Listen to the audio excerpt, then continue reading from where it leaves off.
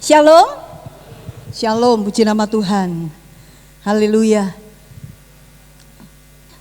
Dunia boleh berubah, tetapi firman Tuhan tidak pernah berubah dulu sampai selamanya.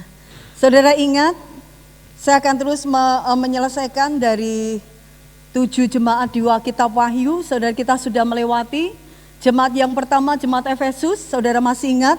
Jemaat Efesus, jemaat yang sudah kehilangan kasih mula-mulanya. Dan jemaat yang kedua, jemaat Smyrna, di mana jemaat Smyrna di tengah-tengah penganiayaan, tekanan, tetapi jemaat Smyrna ini tetap setia. Tetapi Tuhan terus berkata kepada Smyrna untuk setia sampai akhir, bertekun. Dan saat ini kita masuk, saudara, jemaat yang 3 yang Tuhan mau sampaikan pada kita pagi hari ini. Kita akan lihat di dalam Wahyu pasal 2 ayat 12 sampai 17. Kitab Wahyu pasal 2 ayat 12 sampai 17.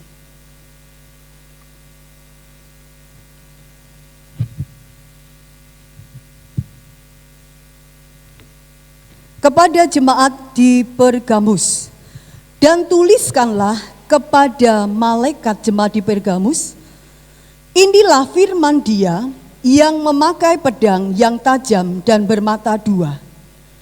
Aku tahu di mana engkau diam, yaitu di sana, di tempat tahta iblis, dan engkau berpegang kepada namaku, dan engkau tidak menyangkal imanmu kepadaku, juga tidak pada zaman Antipas saksiku yang setia kepadaku, yang dibunuh di hadapan kamu di mana iblis diam.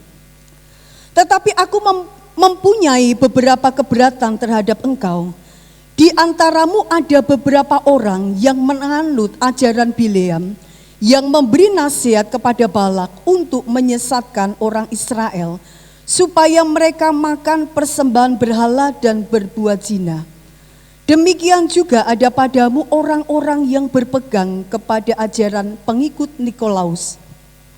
Sebab itu bertobatlah, jika tidak demikian, aku akan segera datang kepadamu, dan aku akan memerangi mereka dengan pedang yang di mulutku ini. Siapa bertelinga, hendaklah ia mendengarkan apa yang dikatakan Roh kepada jemaat-jemaat. Barang siapa menang, kepadanya akan kuberikan dari mana yang tersembunyi, dan aku akan mengaruniakan kepadanya batu putih, yang di atasnya tertulis nama baru, yang tidak diketahui oleh siapapun selain oleh yang menerimanya. Katakan sama-sama, amin. Puji Tuhan, saudara. Jemaat di Pergamus, Tuhan menolong kita pada pagi hari ini untuk kita mengerti apa pesan Tuhan bagi gereja Tuhan di saat ini, di penghujung dunia ini, di ambang pintu, kata firman Tuhan. Kita mau belajar sampai disampaikan tentang jemaat di Pergamus ini. Saudara, di jemaat di Pergamus ini hampir sama dengan jemaat yang di Smyrna. Di sana ada penyembahan berhalanya. Tetapi jemaat Pergamus ini jemaat yang lebih parah, saudara. Jemaat Pergamus ini di sana, di kota Pergamus itu banyak sekali kuil-kuil yang dibangun. Bahkan dikatakan Pergamus itu merupakan kota pusat penyembahan berhala. Penyembahan berhala yang paling terbesar yaitu di kota Pergamus. Bahkan tidak hanya itu saja, bukan saja penyembahan berhala, dan yang paling terkenal itu sama dengan Smyrna. Kaisar itu dijadikan sebagai Tuhan. Tetapi nama Yesus tidak diakui di sana. Di Pergamus nama Yesus tidak dihormati. Tetapi nama kaisar, patung kaisar itu yang menjadi sesembahan yang diakui oleh orang-orang Pergamus sebagai Tuhan. Nah, di sana ada juga terkenal yang namanya dewa Asklepion. Piang ya saudara, Asklepion. Nah, sana ular, saudara, itu ular sudah diambil bisanya gitu. Terkenal dengan dewa sebagai dewa penyembuh. Jadi banyak sekali orang yang sakit dibawa di kuil itu. Ketika dipatok ular itu, orang itu sembuh. Kita tahu, saudara, jangan kaget. Iblis itu bisa membuat mujizat, saudara. Bahkan di Alkitab mengatakan pada akhir zaman nanti, dia ada orang yang berkata dia Mesias. Dan dia bisa melakukan banyak tanda dan mujizat. Hati-hati, saudara. Kita perlu berpegang teguh pada kebenaran firman supaya mata kita tidak buta untuk kita bisa terus berjalan di dalam kebenaran firman Tuhan. Nah, jemaat di Pergamus ini, jemaat mereka yang di lingkungannya seperti itu. Nah, ada di jemaat yang tidak mendukung imannya. Ada jemaat Pergamus di sana, saudara. Saya nggak tahu berapa persennya, saudara. Tetapi Tuhan melihat di ayat 13, Tuhan itu Tuhan yang baik, tuh, saudara. Tuhan itu bukan Tuhan yang egois. Tuhan itu bukan Tuhan yang selalu menuntut, saudara. Tetapi Dia Allah Tuhan yang menghargai. Dia Allah yang melihat, Dia memperhatikan, Dia menghargai setiap jerih lelah anaknya. Dia menghargai bagaimana gereja Tuhan, jemaat Tuhan yang ada di kota Pergamus itu, Dia tetap setia dengan nama Yesus. Sekalipun di kota itu nama Yesus nama yang tidak diakui. Tetapi jemaat Pergamus itu jemaat yang mereka setia berpegang dengan nama Yesus. Ini tidak mudah, saudara. Makanya Tuhan katakan, aku tahu, aku menghargai engkau, aku menghargai imanmu, aku menghargai kesetiaanmu, engkau tetap berpegang. Bahkan Antipas, saksiku yang dibunuh secara martir pun ada di hadapanmu, tetapi engkau tidak mundur, engkau tetap berpegang pada namaku. Dan ini dipuji oleh Tuhan, saudara. Tidak mudah, saudara. Bayangkan kalau kita ini tinggal. Suatu saat juga saya pernah saudara saya bilang gini, Mbak, aku pengen pindah rumah kok. Lah nopo? Wah, lingkunganku gua enak, wes aku terjepit. Aku sering disindir-sindir sama saudara sepupu kita. Aku enggak kerasan. Saya membayangkan, saudara, kondisi jemaat yang ada di kota Pergamus itu tentu enggak mudah.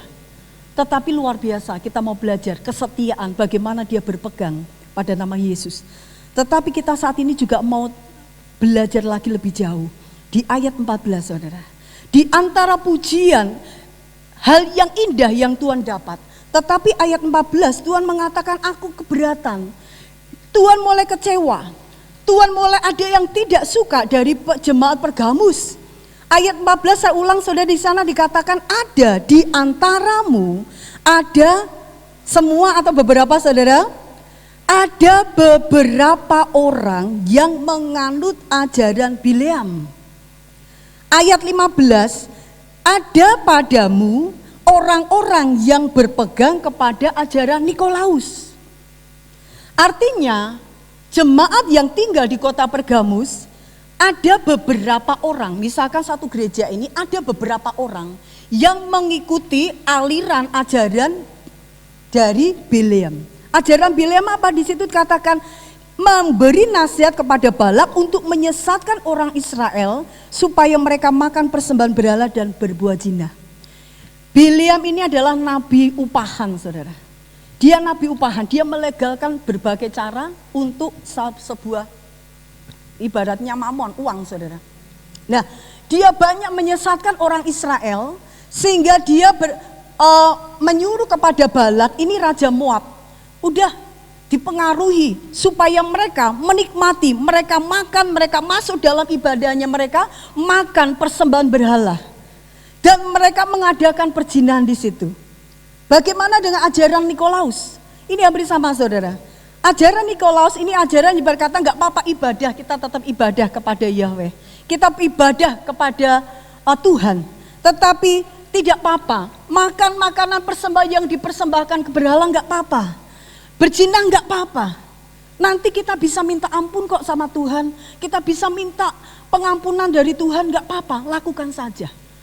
Ini apa, saudara? Jadi jemaat Pergamus ini terkenal dengan ajaran kompromi. Kompromi itu apa, saudara? Kompromi itu adalah menurunkan standar kebenaran, diturunkan untuk menyamakan hal yang berbeda dari orang lain. Filosofinya kompromi biasanya agar pihak yang lain, agar semua orang senang.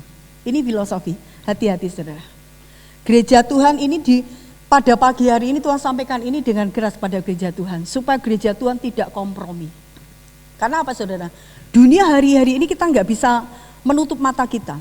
Dunia hari-hari ini akan terus dibawa kepada masyarakat yang bukan saja konsumerisme, tetapi masyarakat yang hedonisme, yang lebih mengutamakan kesenangan-kesenangan daging, lebih mengutamakan kesenangan-kesenangan dunia.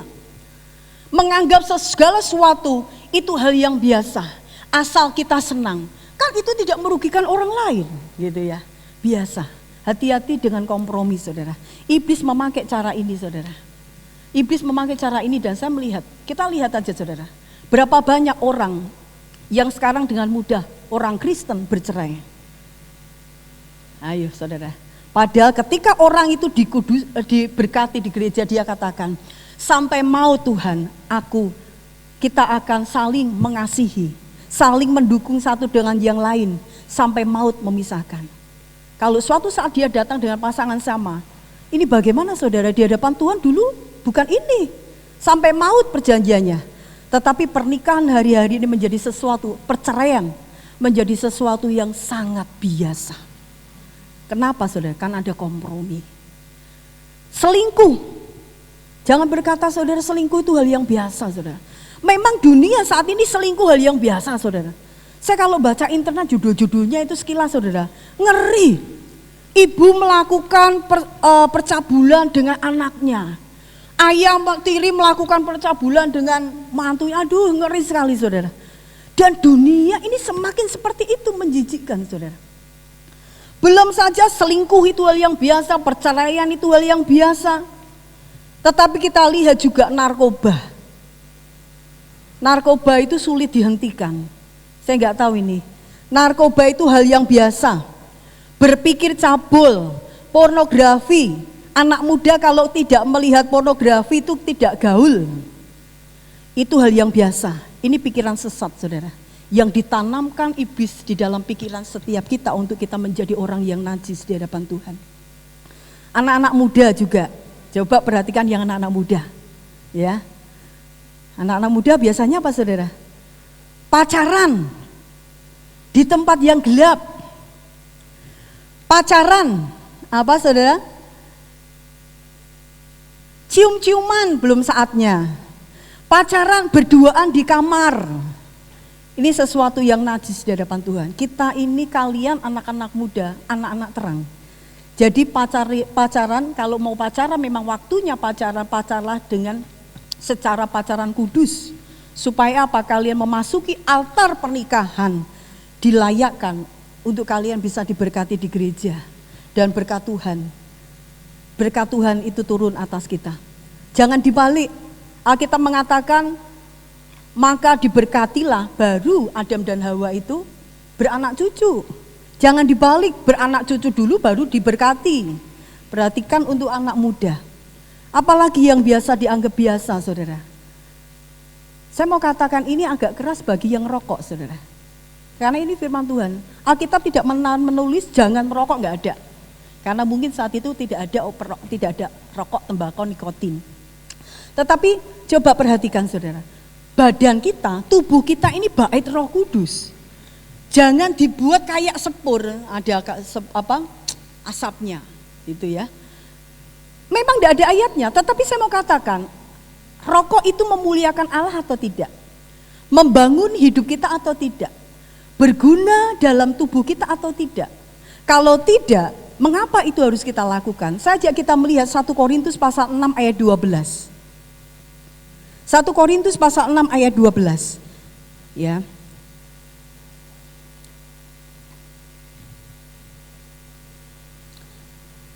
Anak-anak muda jangan pernah sekali-kali coba-coba merokok. Jangan pernah bilang, aku kalau tidak merokok tidak diterima temanku. Itu hal yang biasa, jangan kompromi. 1 Korintus pasal 6 ayat 12 firman Tuhan mengatakan, segala sesuatu halal bagiku, tetapi bukan semuanya berguna. Segala sesuatu halal bagiku, tetapi aku tidak membiarkan diriku diperhamba oleh suatu apapun. Diperhamba itu artinya diikat. Mengapa orang kalau sudah merokok itu bisa satu hari bisa banyak? Karena sudah diikat dan dia tidak bisa lepas karena ikatan.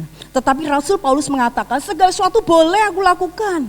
Tetapi masalahnya yang harus menjadi pertanyaan untuk aku lakukan atau tidak, itu berguna untuk aku tidak. Itu membangun aku tidak. Kalau itu tidak mau, aku juga tidak mau hidupku diperhamba. Aku tidak mau diikat oleh apapun. Nah saudara, ini yang harus kita lakukan saudara. Jadi Mari kita belajar satu kebenaran. Rokok itu ada nikotinnya, saudara. Itu yang membuat ada nilai kecanduannya, saudara. Sehingga ketika orang membiasakan diri dengan rokok, orang itu nggak bisa lepas. Ketika saudara misalkan suatu saat juga keadaan terjepit, orang menawari saudara narkoba, ini gampang kok. Cara kerjanya kita hanya lewat online, misalkan apa, jadi kurir narkoba. Saudara, jangan halalkan segala macam cara untuk kita boleh berpaling dari kebenaran firman Tuhan. Nah saudara, jangan seperti Nikolaus ini juga. Ibadah ya, tetapi makan persembahan yang dipersembahkan kepada berhala ya. Ibadah ya, tetapi berbuat zina tidak apa-apa. Jangan sampai ajaran Nikolaus masuk di dalam gereja kita. Jangan sampai ajaran Nikolaus masuk di dalam kehidupan kita. Menghalalkan, masuk di dalam praktek-praktek okultisme. Saya mau kasih sedikit contoh saudara. Kalau saudara ini, jangan kompromi ini saudara.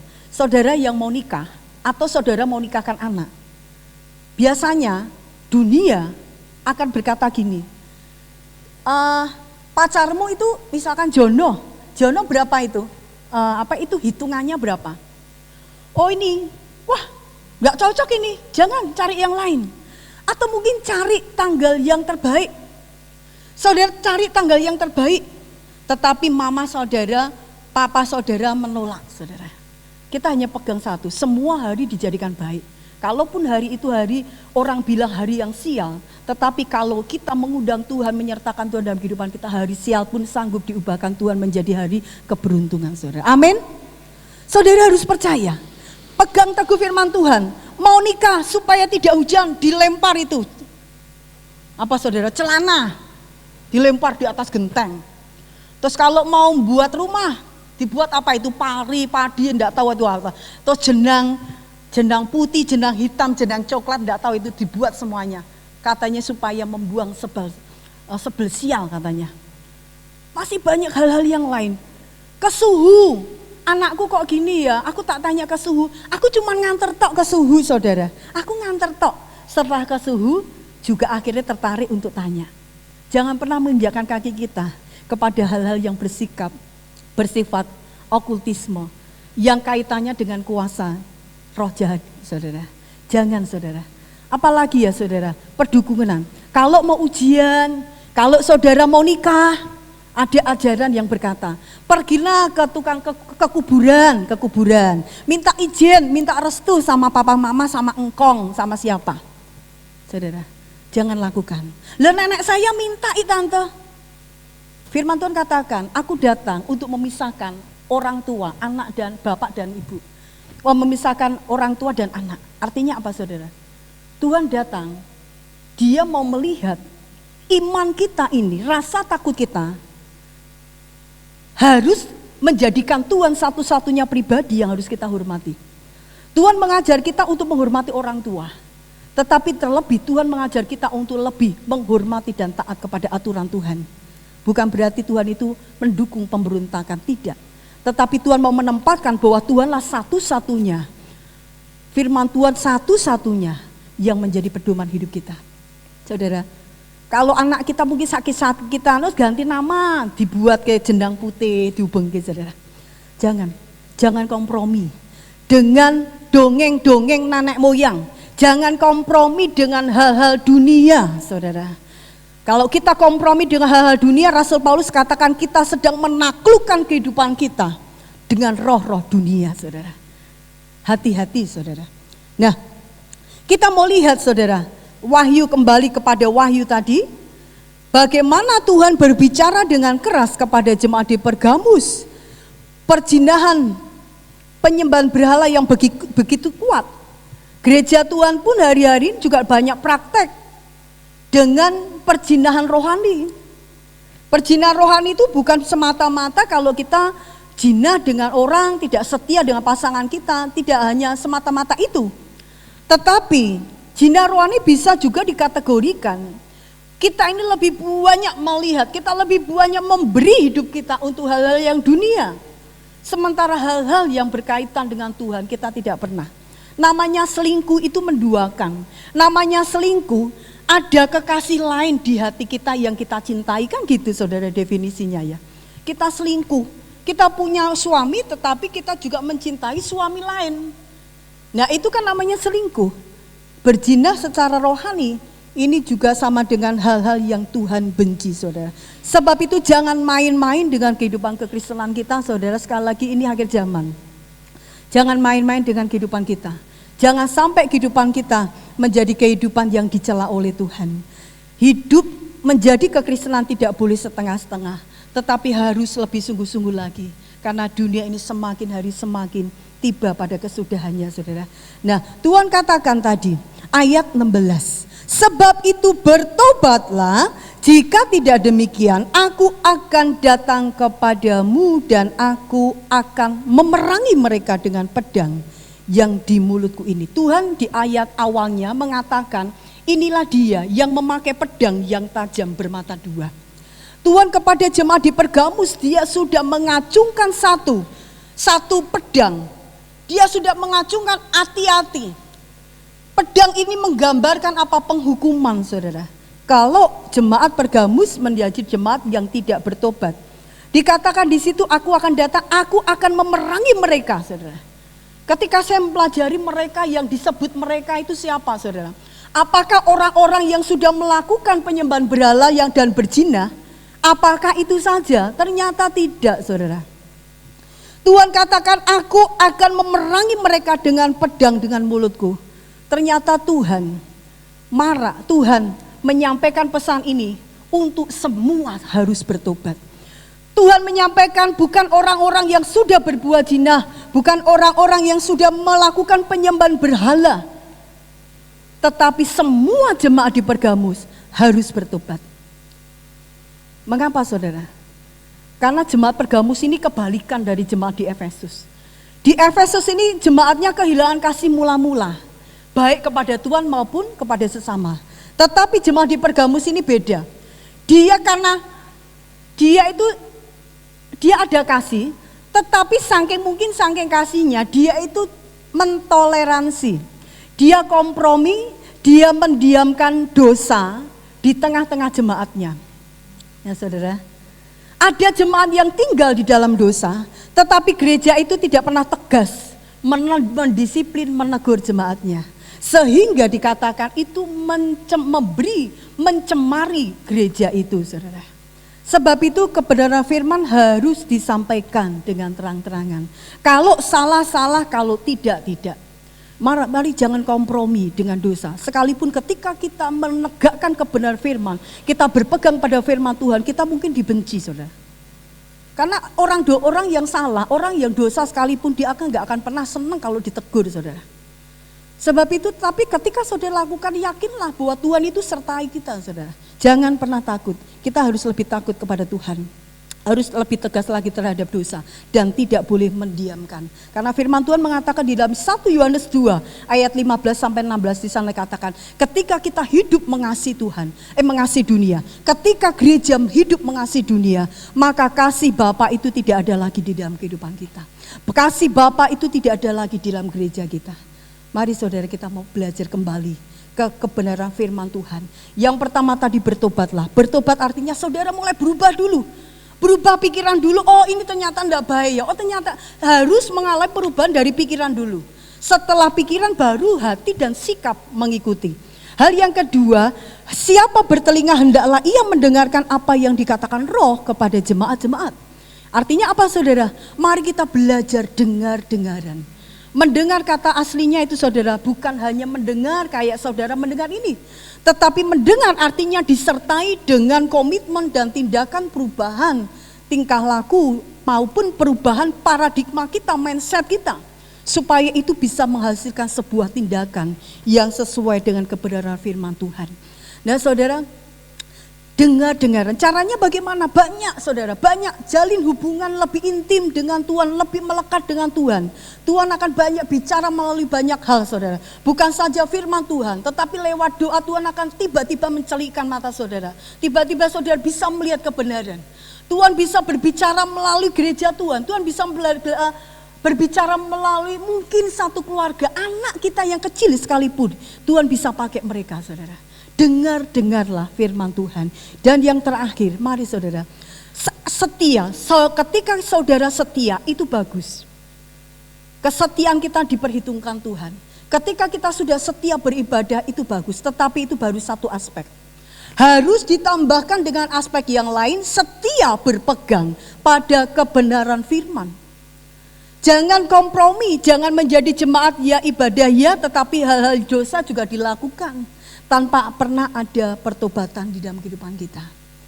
Hari ini tadi malam saya juga agak gini saudara, sedih. Saya punya teman, saudara, teman saya ini dulu juga dekor di pernikahan saya dengan Om Ben, dia ahli dekor saudara. Dia dipanggil Tuhan, dia cerita, kakak saya cerita, Yun dipanggil Tuhan nih, lah terus piye? Padahal dia bojo meneh, saya kaget saudara. Punya suami istri lagi, padahal istrinya itu cantik saudara, kayak Anna Maria saudara.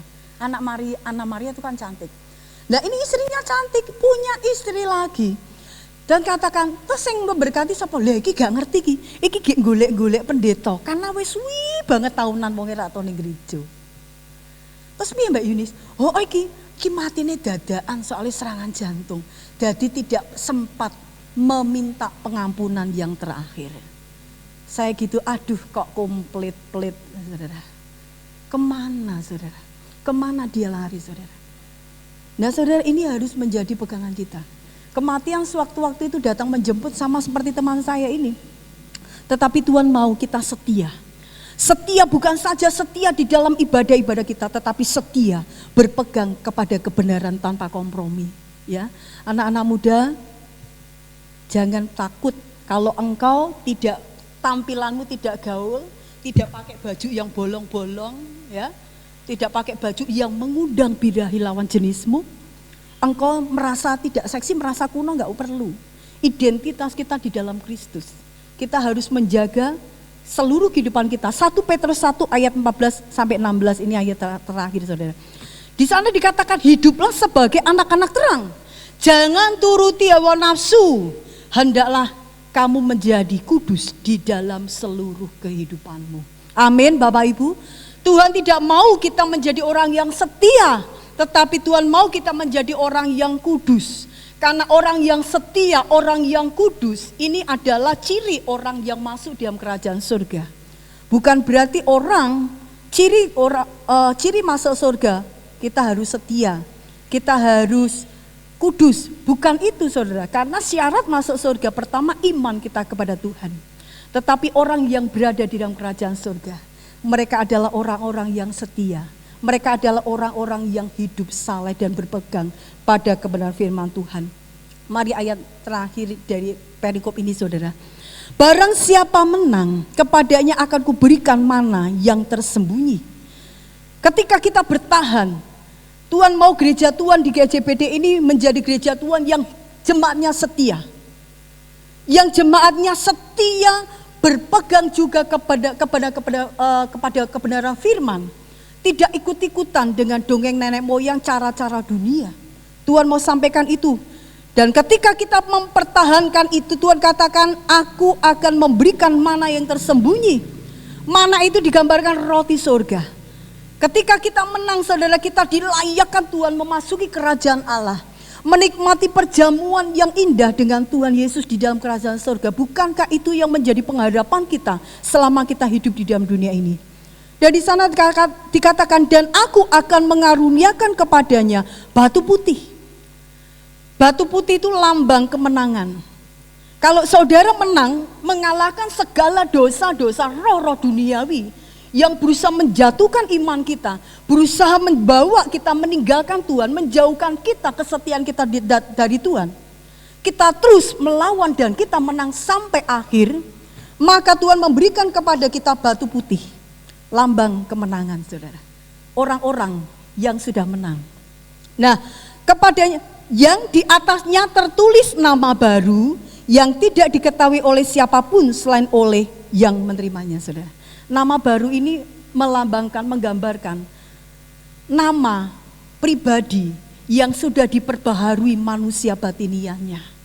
Manusia yang terus diperbaharui manusia batiniahnya sampai akhir kehidupannya. Sehingga dia layak, dia memiliki nama baru.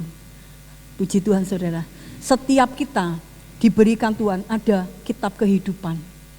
Setiap masing-masing kita memiliki kitab kehidupan. Tetapi biarlah kitab kehidupan itu, saudara, kita akan isi untuk hal-hal yang memuliakan Tuhan. Dengan terus berpegang kepada kebenaran firman. Dan biarkanlah kita menjadi pribadi yang setia. Setia di dalam ibadah kita. Dan setia berpegang teguh, tidak kompromi terhadap hal-hal dunia. Inilah pesan Tuhan kepada jemaat Pergamus dan kepada kita semua pada pagi hari ini. Puji nama Tuhan. Kita tundukkan kepala saudara. Pada pagi hari ini kita minta kepada Tuhan.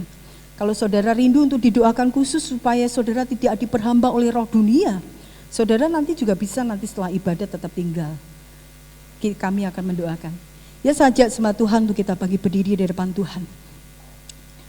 Jadikan aku mezbah doamu Tuhan.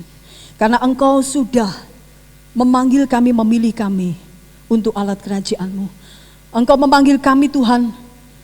Engkau ada, Engkau mau supaya kami tidak sempurna dengan dunia ini.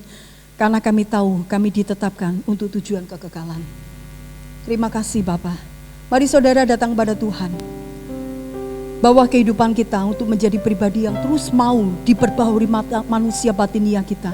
Sehingga memiliki manusia kehidupan roh yang kudus, yang berkenan di hadapan Tuhan. Angkat pujian ini dengan rasa syukur, dengan rasa sebagai persembahan kerinduan kita kepada Tuhan. Kau telah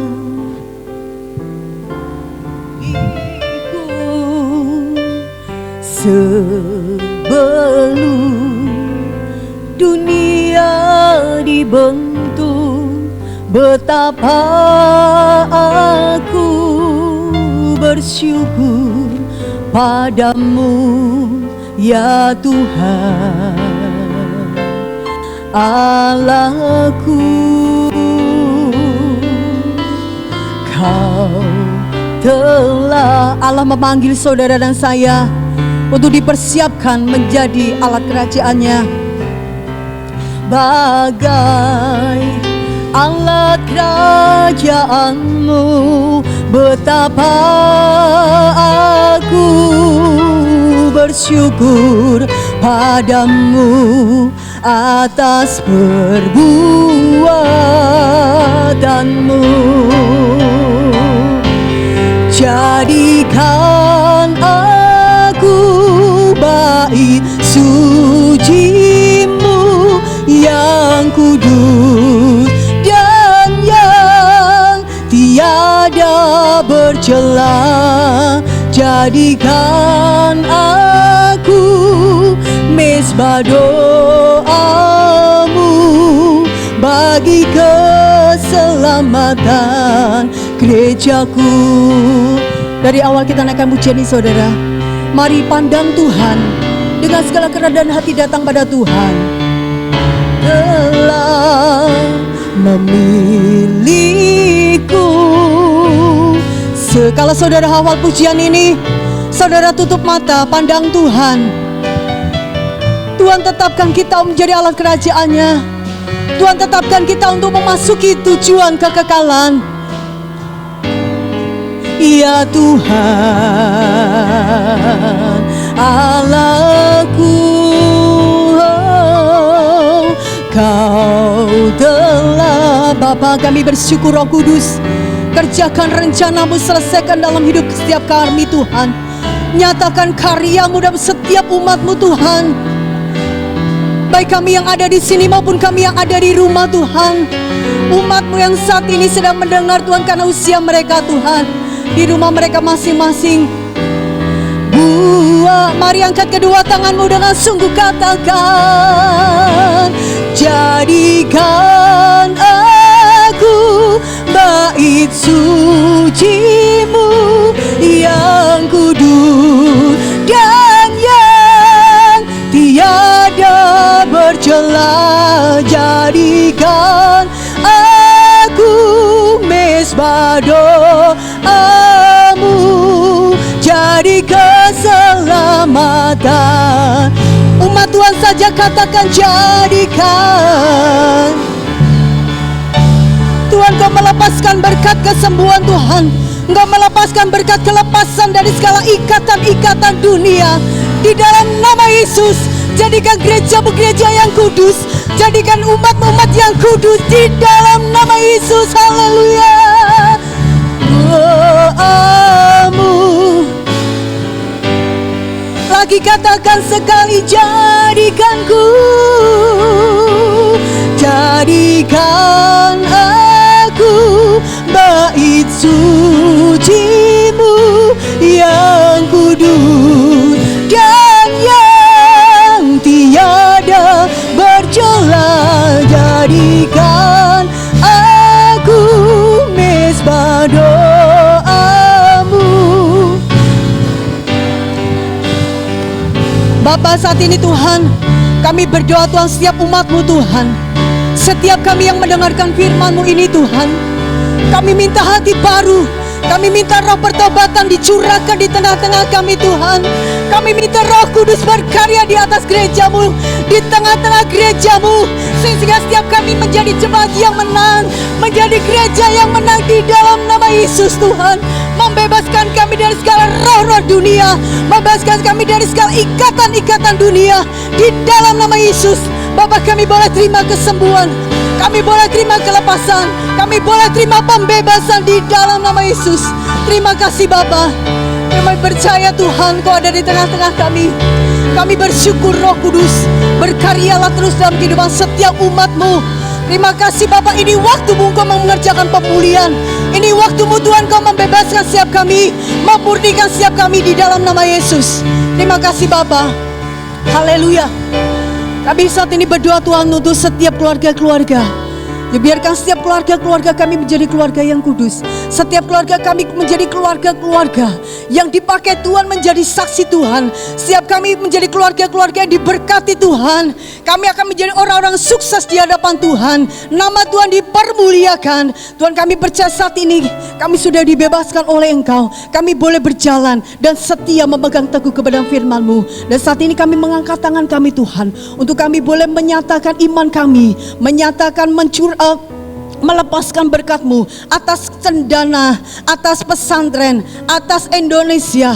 Mereka Tuhan di tempat ini di mana kami berdiri beribadah, Tuhan ada shalom yang senantiasa Tuhan nyatakan. Tuhan akan terus membawa Indonesia keluar dari krisis pandemi ini. Anak-anak kami yang sehari-hari ini terus mereka belajar, kami tahu mereka mengalami kejenuhan Tuhan, kami tahu mereka mengalami kebosanan Tuhan, tetapi biarlah semua ada di dalam otoritas Allah, memberikan sukacita semangat bagi anak-anak kami yang mereka menempuh pendidikan. Nama Tuhan saja dipermuliakan. Terima kasih Bapa di surga, terima kasih buat lawatan pagi hari ini di dalam nama Tuhan Yesus. Haleluya. Amin. Terima kasih Bapa surgawi. Saudara-saudara, sekarang terimalah berkat rahmat anugerah kasih karunia dari Allah Bapa, cinta kasih sayang dan damai sejahtera dari putranya, dan di dalam persekutuan pimpinan dan bimbingan Roh Kudusnya hingga Maranatha Tuhan Yesus datang kembali. Diberkati rohmu, diberkati jiwamu, diberkati tubuhmu. Dalam nama Tuhan Yesus Kristus kami berdoa. Haleluya. Ku bersyukur Bapa, ku bersyukur Tuhan, buat kasih setiamu di dalam hidupku. Ku bersyukur,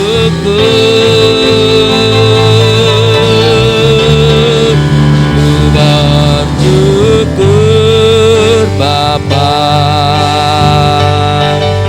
ku bersyukur Tuhan, buat kasih setiamu di dalam hidup. Ku bersyukur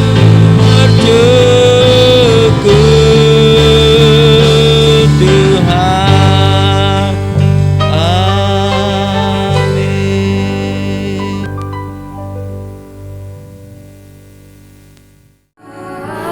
Mengalir